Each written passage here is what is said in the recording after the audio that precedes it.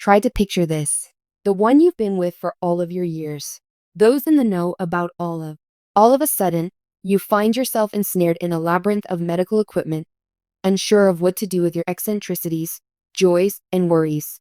You no longer possess the indestructible heart that you once knew. The sound of laughing that used to fill your home has been replaced by the constant beep of monitors. A script for a soap show wasn't this. This horrifying truth hit Kelly Ripa hard. Everything came to a halt for her when her husband, Mark Consuelos, was airlifted to the intensive care unit. Later on, Kelly, whose voice normally makes us smile, talked about how terrified she was at that moment. She recounted the whir of sirens, the clinical white corridors, and the hurried murmured prayers as she trailed the gurney. She expressed her inability to comprehend the situation. We moved from talking about where to get supper to my biggest worries about his leaving in an instant. What followed, however, astonished onlookers to no end. Mark remained adamant on seeing their children despite their communication problems. This wasn't your average request. It was a father's desperate yearning voice when he was down and out. Instead of talking about his illness, he wanted to have a heart-to-heart with them. Before the opportunity passed, he had to say what was important.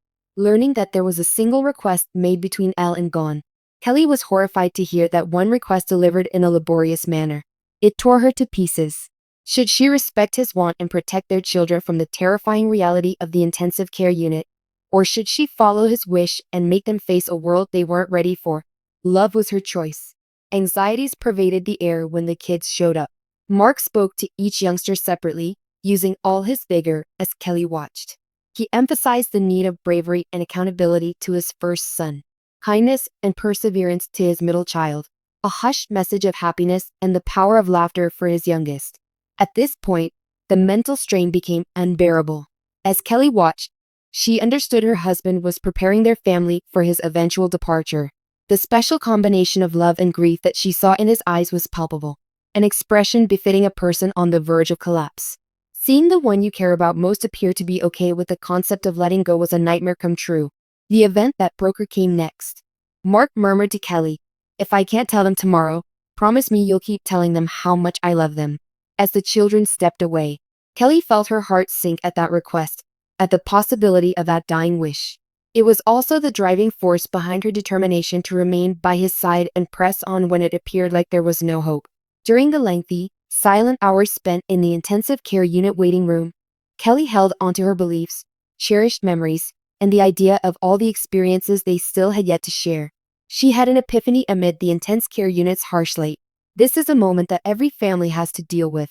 At this pivotal juncture, when our words carry the most weight, love and fear meet. However, the plot twists. Typical of Consuelos, Mark's doggedness started to show. Doctors started to notice little changes over time. He felt his breath relax. His cheeks flushed again. His grin started to return. Mark was able to breathe on his own, which was the first real victory, eliminated from the continual hiss of the machine. Recalling the simple rise and fall at his chest, Kelly took his hand. She recounted the utmost exquisite sound I had ever heard, her eyes welling up with tears. Not long after that, he was speaking again. The cold murmur softened into a gentle murmur. At last, he could do more than only nod. A query, some fatherly advice, or even a feeble laugh could come from him. According to Kelly, she had faith that he was really returning to them when she heard his chuckle. It was a physically demanding fight. The fact that Mark, a guy renowned for his strength, felt so vulnerable upset him. It was like climbing a mountain when I finally got the hang of sitting up and standing up. His loved ones lined the hospital hallway to celebrate as he took his first hesitant steps with a walker, the walls in what seemed like a race to the finish. Kelly could see the resolve on his face. With this man, she established a life together. His words were not a farewell. He got into a brawl. Courage, resilience, and happiness were his guiding principles in life. Just now he was bequeathing it to his offspring. It was a really stressful day on the day he was released. It seemed as if they were emerging from a long, dark tunnel as they left the intensive care unit, the origin of all their concerns. The simple, deep gift of her son's warmth on Mark's face as she wheeled him out of the hospital was etched in Kelly's memory. A sense of silent appreciation pervaded the car journey home. As if the hues were amplified, the exterior world appeared more lively.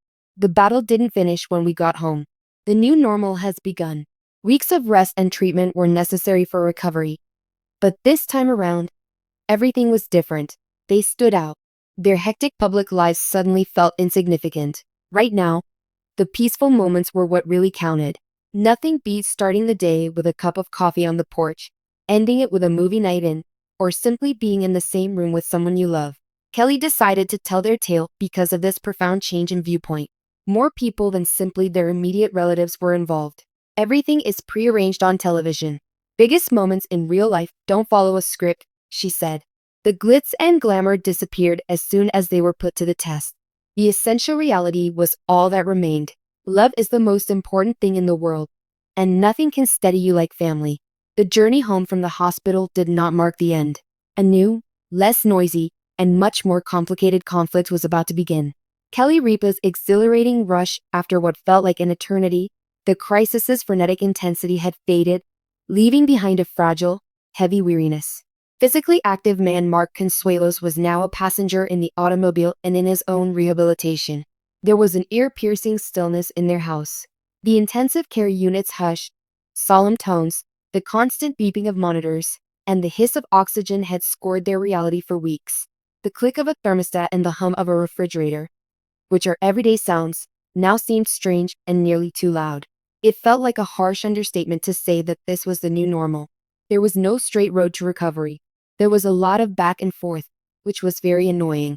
The visible toll on Mark was his extreme weakness.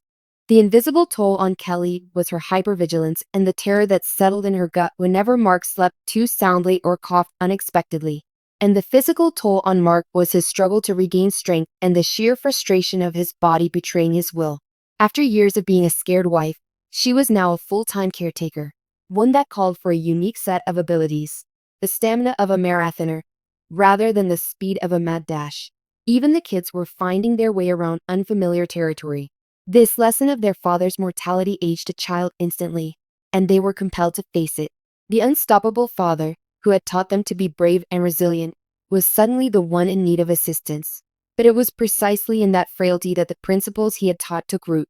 Bravery isn't only about not being afraid. They witnessed it for themselves. Just as Mark had demonstrated to them, it was the struggle for survival, for the chance to speak, for the chance to live another day. Most families would keep quiet as they dealt with this kind of tragedy, but the lives of Kelly and Mark were and remained completely open to the public. A daily dosage of approachable, energetic, and positive vibes, that was Kelly's job. Once things got back to normal, she was back in front of the cameras, in the studio, and with the millions of fans who thought they knew her. Still, things were different now. The petty rumors about famous people, the segments on food, and the humorous banter. Looking at it through the prism of what was really important made everything feel different. The change evolved into Mark's subsequent appointment as Kelly's permanent co-host on Live with Kelly, and Mark further deepened the impact. What was previously her private domain, the stage, became a public testimony to their collaboration as they made it a shared space. Their natural connection, amusing rivalry, inside jokes, and on-air dynamic took on a new, more sinister dimension. The audience was treated to more than just two famous people when they discussed their lengthy marriage or empty nest. The two survivors were being observed. A man battled his way back to sit beside his wife, who had sat by his bedside in the intensive care unit. Onlookers watched as he did so. It wasn't an easy decision to share the narrative in bits and pieces at first, and then more fully, deconstructing their public personas to reveal the raw, fearful reality of their ordeals was an intentional decision. Kelly was paying homage to the realization she'd made in the clinical silence of the hospital waiting room when she recounted their experience. Everyone goes through this. She bestowed an invaluable gift for her listeners by doing so. Anyone who has ever negotiated with the universe for an extended period of time, or who has sat in that very waiting room, will feel her validation of their anxiety. She verified that beneath all the show, they were really two individuals clinging to one another, an actuality that would captivate an audience more than any TV show screenplay could. Everything in their lives was recentered after this. Everything fell to the wayside, including the once critical 5-year plans and professional aspirations. Presence superseded all else. No longer could family dinners be considered optional. It was the first ring that got an answer, not as an automatic response, but as an affirmative statement. It was the "I love you" that ended every talk. The pair started to aggressively protect their personal time once they developed a life in the spotlight. An overwhelming sense of protection took the place of the frantic desire to say yes to every opportunity, invitation, and request. They were determined to make the most of their second chance by focusing on what would benefit the family they had battled so hard to save. A horrible private nightmare was what Kelly and Mark endured. The removal of the celebrity allowed the universal to shine through, which is why it touched millions of people.